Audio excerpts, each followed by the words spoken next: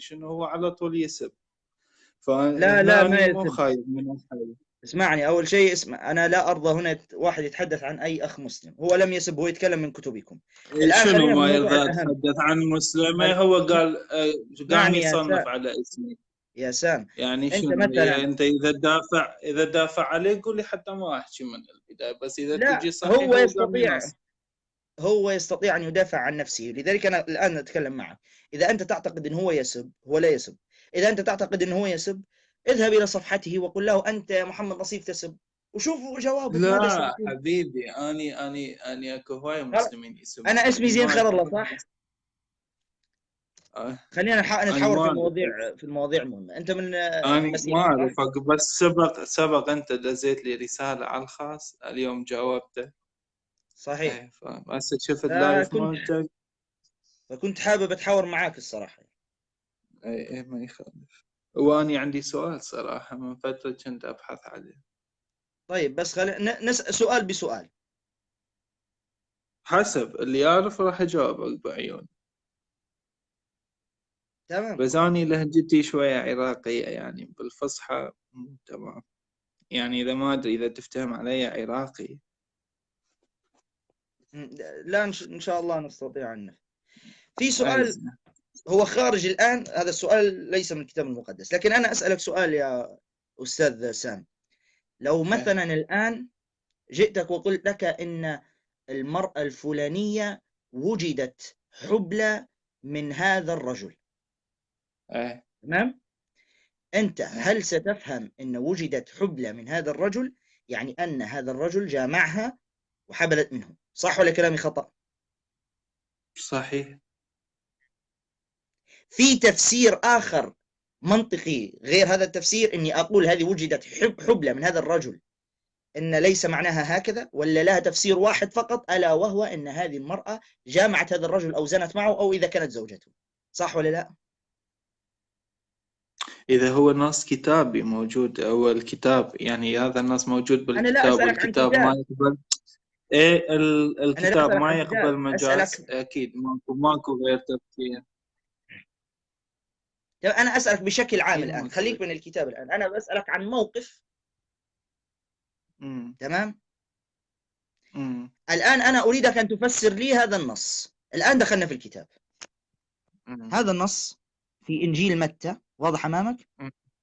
امم في واضح إنجيل يعني متى تمام. الإصحاح الأول والعدد 18 يقول: أما ولادة يسوع المسيح فكانت هكذا، لما كانت مريم أمه مخطوبة ليوسف قبل أن يجتمعا وجدت حبلى من الروح القدس. مريم امم وجدت حبلى من الروح القدس، والروح القدس عندكم امم إله.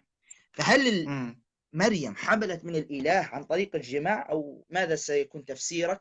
هل ستناقض ما قلته الآن؟ أنت قلت لي الآن لا يوجد إلا تفسير واحد، إن حبلت من هذا الرجل يعني جامعها. فهل الروح القدس جامع إيه. مريم؟ لا مو جامع مريم.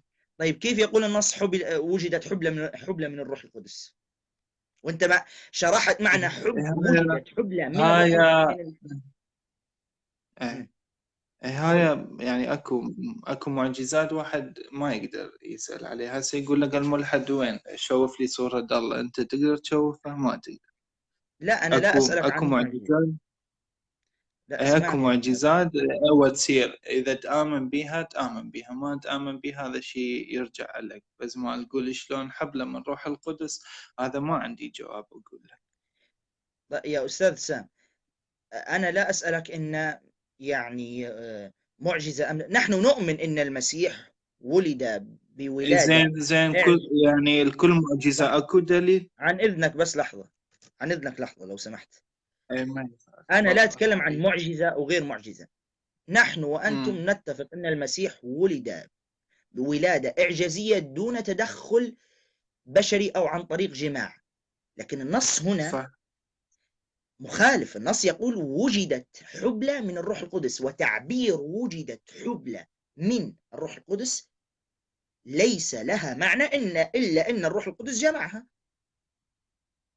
عندك تفسير آخر إيه. لهذا النص؟ تفضل اطرحه لنا.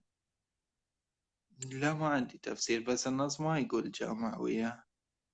ما معنى حبلى؟ ما أنا شو لذلك أنا سألتك الآن يا أستاذ سام، قلت لك يعني لما حبلى أقول لك، تقدر تفسرها بقدرة إلهية.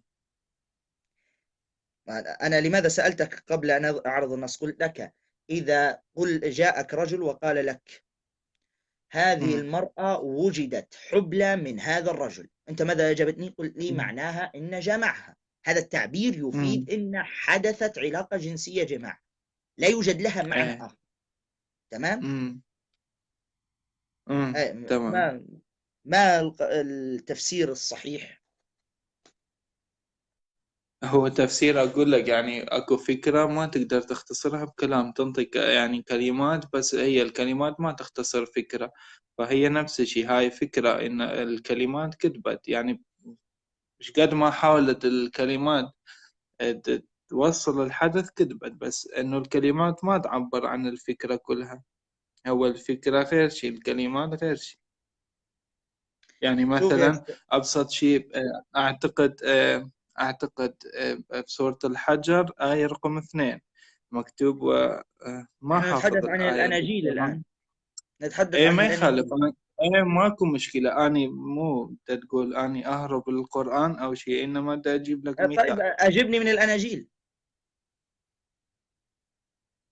أنا أجيب.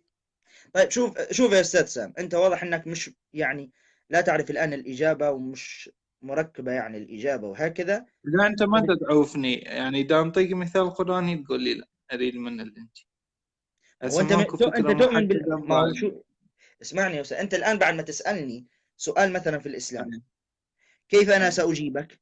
أجيبك أول شيء أفهمك الفكرة إسلاميا، بعدين أخرج لك نفس هذه الفكرة من كتابك. أنت ما يعني فسرت لي هذا النص أو المعنى حسب كتابك. تقول لي في سورة إيه أنت الحجر في آية سؤالك 2. سؤالك أول مرة أشوفه، يعني إجا السؤال صدفة، مو محضر له أو طيب شيء. ابحث عنه، هذا جيدا هذا السؤال. تمام.